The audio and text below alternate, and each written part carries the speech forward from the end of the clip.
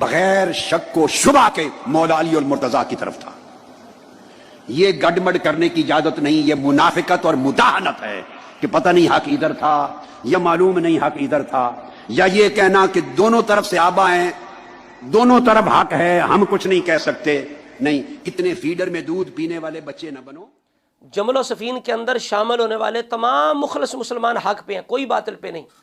اسی وجہ سے مولا علی نے ان کے جنتی ہونے کی گواہی. غوث پاک رضی اللہ تعالیٰ عنہ فرماتے ہیں غنیت و طالبین میں, آپ فرماتے ہیں طلحہ زبیر معاویہ بھی حق پہ تھے.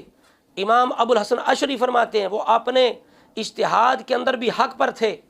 امام اہل سنت اعتقاد الاحباب رسالے کے اندر فرماتے ہیں کہ وہ سب حق پہ تھے.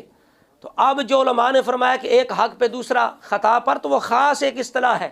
عوام کے سامنے یہ باتیں کرنا اس انداز سے جائز نہیں. عوام یہ سمجھے کہ ایک حق پہ دوسرا باطل پہ, اور یہ جو علماء نے کہا کہ ایک حق پہ دوسرا خطا پہ, تو یہ حدیث کی بنیاد پہ ہے.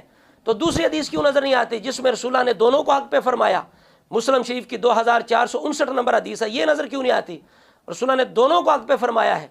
تو لہٰذا یہ کوئی گڈ مڈ والی بات نہیں ہے, کوئی بدھو بنانے والی بات نہیں ہے.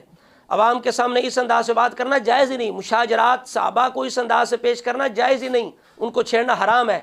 لہٰذا سب حق پہ, کوئی باطل پہ نہیں ہے.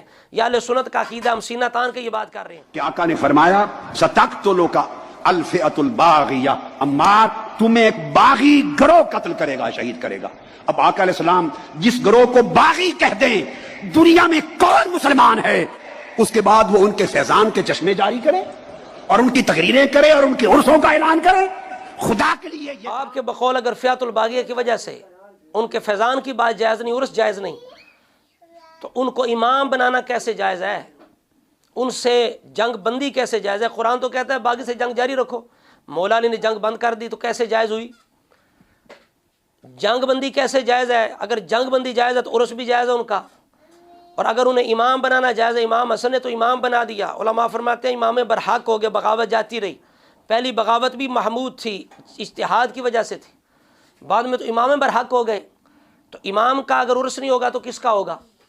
تو اگر ان سے جنگ بندی کرنا جائز ہے, امام بنانا جائز ہے, عرس بھی جائز ہے. اگر آج کل کسی نیک بندے جسے ہم نیک سمجھے, پتہ نہیں ولی ہے یا نہیں, اس کا عرس جائز ہے, تو کیا جو صحابی ہے جس کی ولایت یقینی اس کا عرس جائز نہیں؟ پھر دوسری بات یہ ہے کہ آج کل جس طرح عربی کے اندر شراب کا مفہوم وسیع ہے, دودھ ہر پینے والی چیز کو شراب کہتے ہیں, لیکن ہماری زبان میں شرابی ایک گالی ہے, اسی طرح باغی بھی ایک گالی ہے. بہار شریعت کے اندر مولانا امجد علی اعظمی صاحب فرماتے ہیں کہ آج کل باغی یہ گالی بن چکا ہے, تو کسی صحابی کو باغی کہنا یہ حرام ہے, گالی ہے, تو یہ جائز نہیں ہے. خدا کے لیے یہ کام 1300 سال میں اہل سنت کے اکابر نے نہیں کیا تھا. یہ فتنہ نہ بپا کرو.